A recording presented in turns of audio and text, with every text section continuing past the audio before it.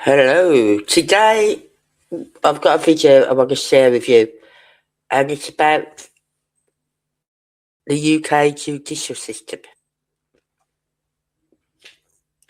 In particular, the judge who oversaw the trial of this guy.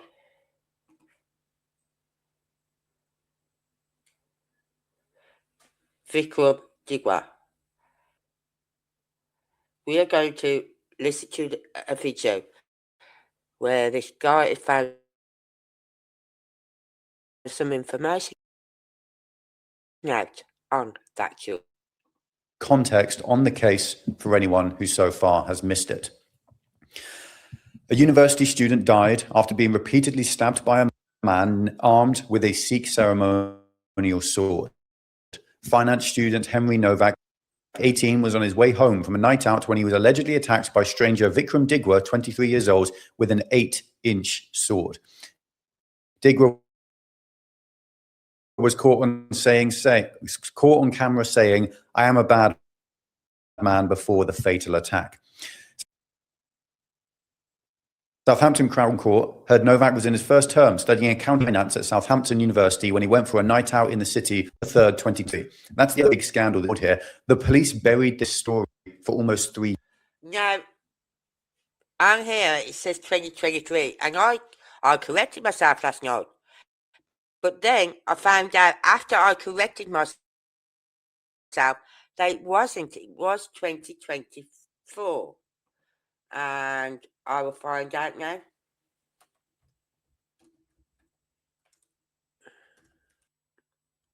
On December the 3rd, 2025.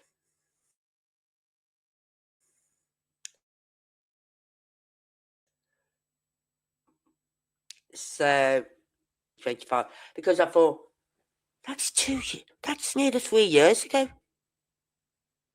2.5 years, 3 years ago. And I thought, I remember hearing about this case, but not that far back. So that date is wrong.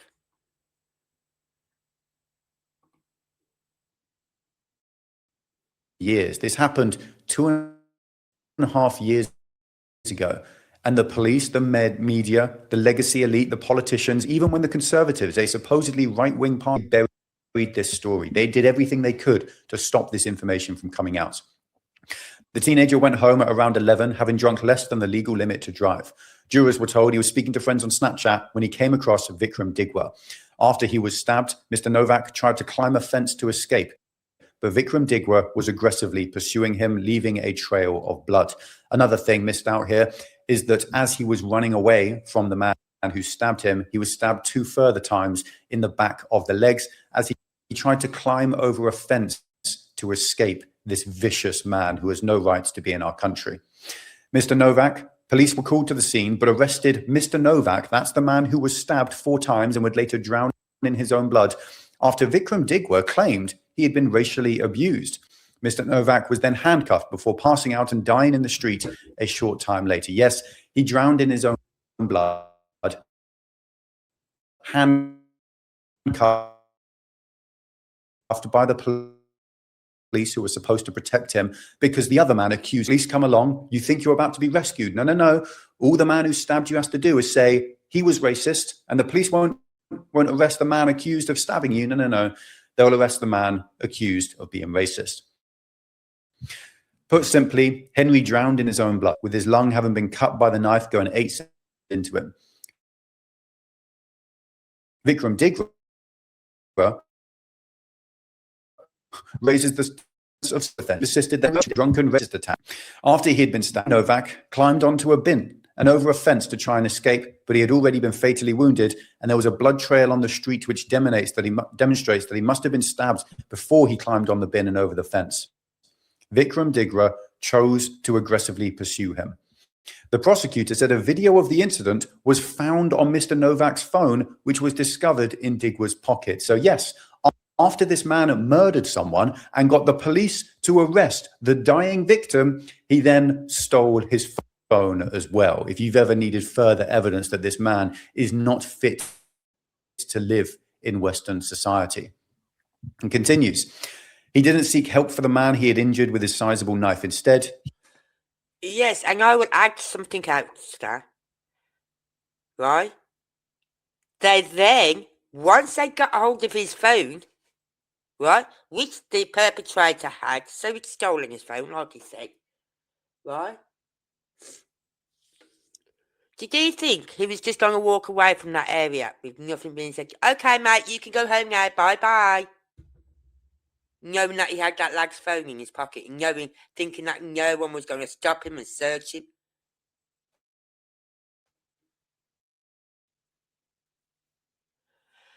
Right, so not only did they get the phone off that guy, that piece of ish, they then went through Henry's phone. Listen carefully now. They went through his phone to check his messages and all that lot to see if there was any racist remarks or comments that he had ever made on his phone. This is a lad who, by now, by the time they got his phone, this is a lad who had died in police custody. And yet they are still going through his phone, still believing this Vikram, or whatever his fucking name is, right, that Henry was being racist. Because they searched his phone for racist remarks and comments. Still, after he passed in their custody, they still was believing what that piece of ish said. Because they went through his phone.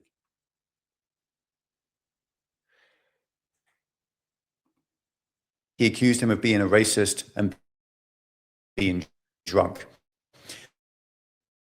Mr. Vikram told the police Vikram Digra stabbed more than once. In particular, actually, Vikram and his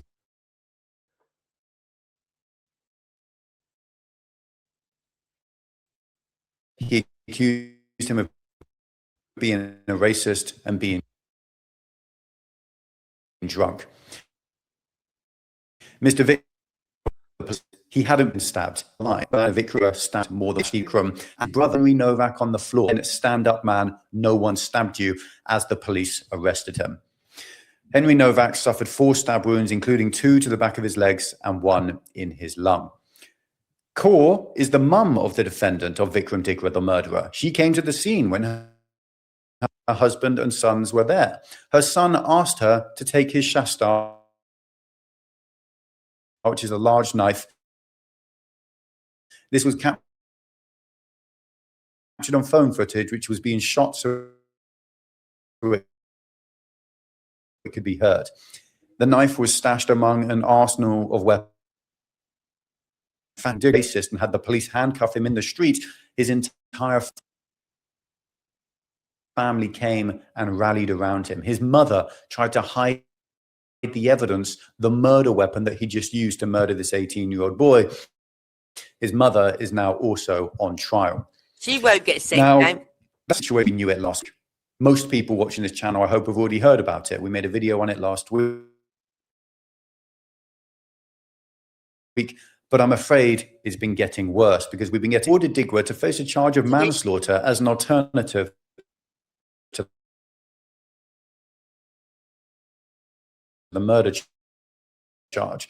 Explaining the new charge, he told the jurors, if a person may not have deliberately caused the fatal injury or may not have intended to kill or cause reasonably serious harm, is not of manslaughter if he or she deliberately, unlawfully, and not in reasonable self-defense caused the death of another by an act that a reasonable person would realize could result in some, if not really serious harm. So this has actually been getting a little bit of wrong coverage. It's been going a little bit viral on X. Really going on here is the judge is saying, basically, given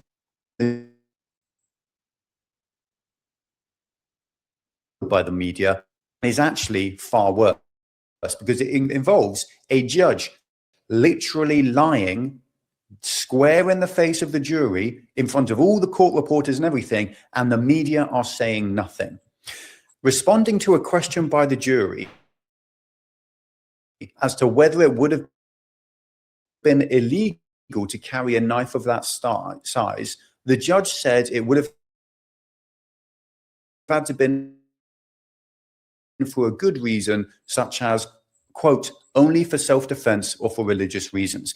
Now, to be clear, it is perfectly legal. It shouldn't be, but it is. That alone is you and I literally being second-class citizens in our own country. It's illegal for us to walk around with pepper spray or with a knife. But Sikhs, who, let's be honest, aren't actually British, they have no heritage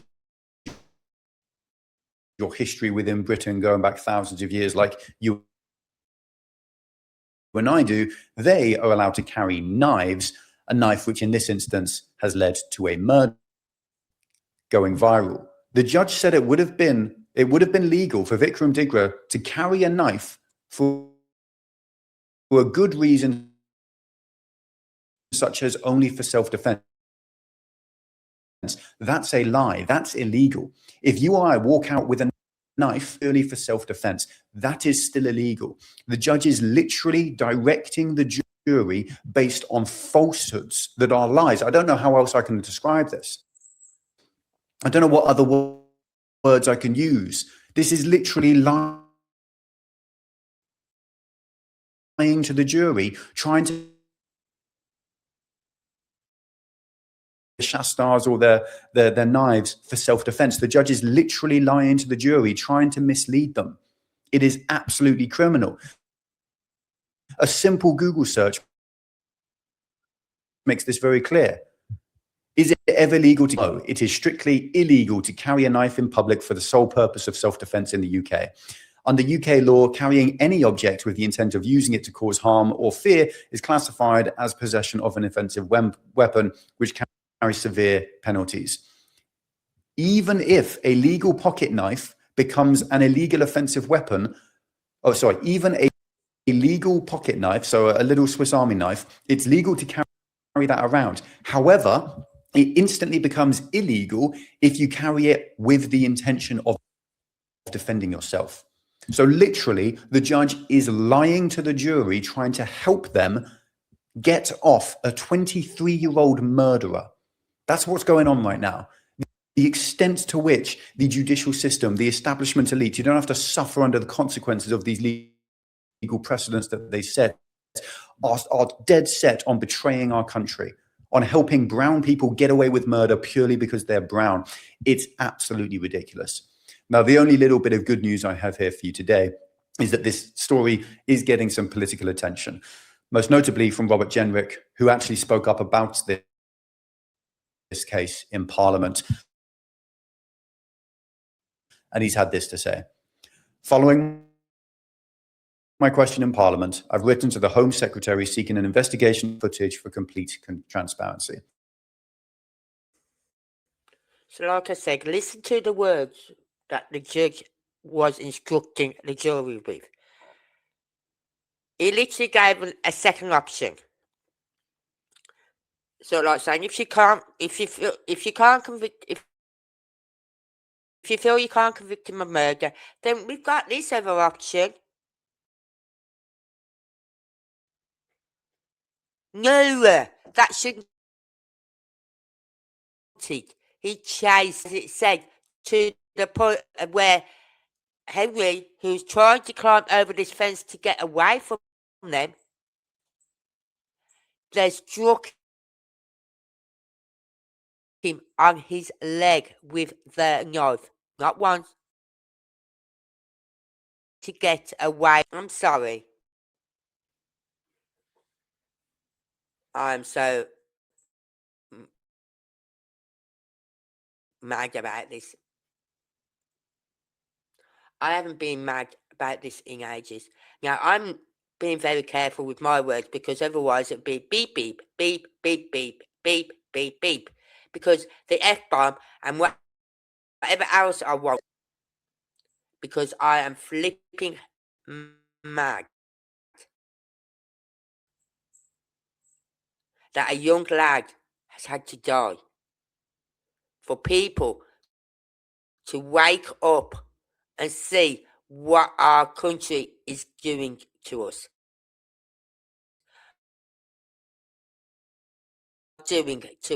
What our judicial system is. If the death of this young lad does not wake you up, you're comatized, because this didn't have to happen.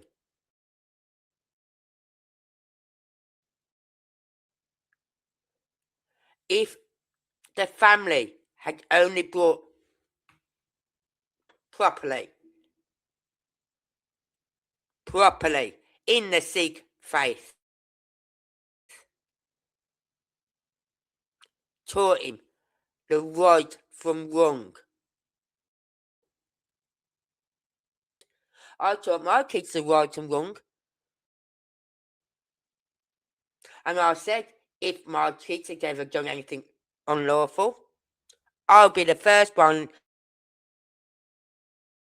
dragging my child. His family didn't. Oh no, they turned up and covered it up. And the mother, she took the knife, and now she has been found guilty of that, but she's not going to get a sentence. She's not going to get a prison sentence. We won't know this until later on in the month. I'm going to leave it there, because otherwise this will become a very, very bleepy video, put it that way. Let's just think about what's happened in this case. Please, everyone, start waking up. We're being asleep too long. The British citizens are being asleep too long. We've sat back and let everyone do everything for us. Make the decisions for us. Run our lives for us. Tell us what we've got to pay. Oh, you got to pay this for your taxes. Okay, here you go, sir. No, start waking up now. You want your country, you've got to fight. We've got to stand up to it. Not fight, not physically fight for it. Legally. Do it the right way. But what do they expect when we have been pushed and pushed and pushed and pushed? We're right on the edge now. We're on the edge of that cliff. One more push, we're gone. Anyway, until the next time.